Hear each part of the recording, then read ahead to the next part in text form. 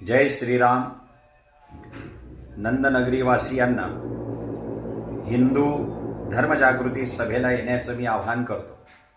बंधूंनो, धर्म सांभाळला जाईल तर आपण आहोत.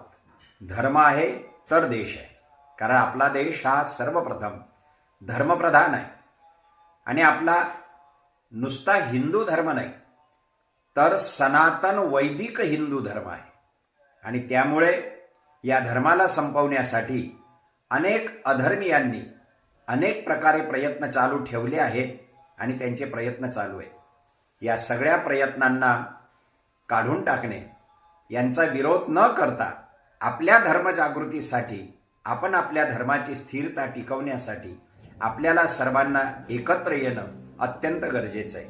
आणि त्यासाठी हिंदू सेवा सहाय्य समिती आयोजित विराट हिंदू धर्मजागृती सभा आज रोजी रविवार दिनांक 18 जानेवारी 2026 सायंकाळी 5 वाजता स्थळ श्रॉफ हायस्कूल मैदान नंदुरबार या ठिकाणी आयोजित करण्यात आलेलं आहे. बंधूंनो, हिंदू धर्माच्या जागृतीसाठी आपल्याला फक्त जागृत व्हायचं आहे.